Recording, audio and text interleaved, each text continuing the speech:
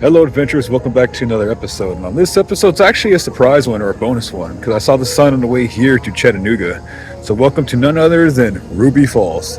Now, let's get started. The biggest attraction of this place is not just the caverns and waterfall, it's also the view of this whole location. It's definitely beautiful, lush, and green. And if you actually go inside the visitor center, go past the gift shop, and make your way up these several flight of stairs, and you'll eventually reach the top deck area. And you'll eventually see two viewing decks. As you make your way to the first deck, it's a bit of a view blocker, but you can still see the beautiful sky. When you see the view, it definitely takes your breath away. And this is just a lower deck too. Now as you make your way to the higher deck, or the second deck, you'll definitely get a better view of the mountain behind you, and of course, the overlook in front of you. And there's different pairs of binoculars, but they charge. But this gorgeous view absolutely takes my breath away.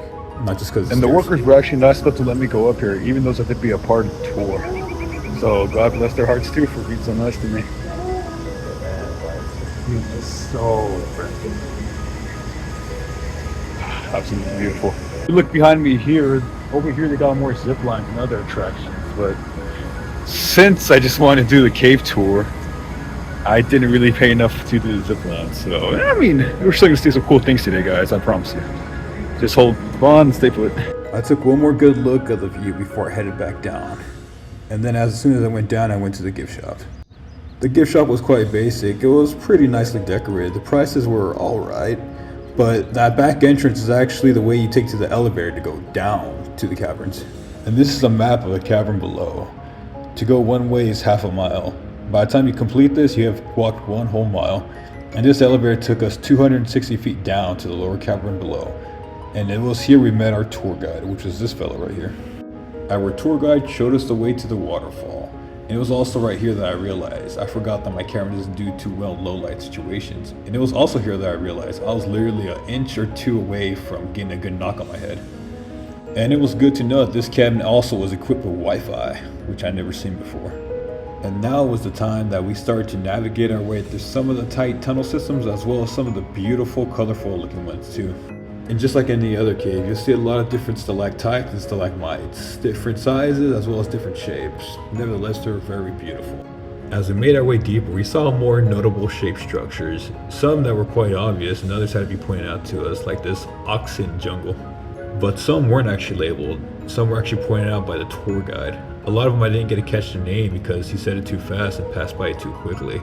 But nevertheless, it was so beautiful to see, especially with its special lighting, which made you feel like you were in a different world, or a different world just waited on the other side of that wall. And this one's actually a wishing well or fountain, so you're actually allowed to throw coins in this one. And once a year, they actually collect them all. So I saw people throw in their coins and make a wish. It was definitely beautiful, but I would not recommend to drink that water. Of course, a short distance of half a mile felt like it was already a few hours because we saw so much in so little time. And then we saw more notable features as well as the cave, like the fish, as well as the Leaning Tower, which is a beautiful structure that's thousands upon thousands years old. And we also saw this strange one called the Dragon's Foot. And personally, my favorite one was none other than the cave bacon. And also the potato chip, which is right here. After we passed by the giant potato chip rock, we saw this other one, and as well as we entered a different area, which was the most lit up area here so far, besides the waterfall. And this is one of my most favorite areas alone because it looks so vibrant and so out of this world, and it definitely looked like some kind of movie scene. It was really beautiful. And just a short walk after this area, we eventually made it into the waterfall. But this is what we saw at first. It was just pure black darkness, and just us talking and just water splashing until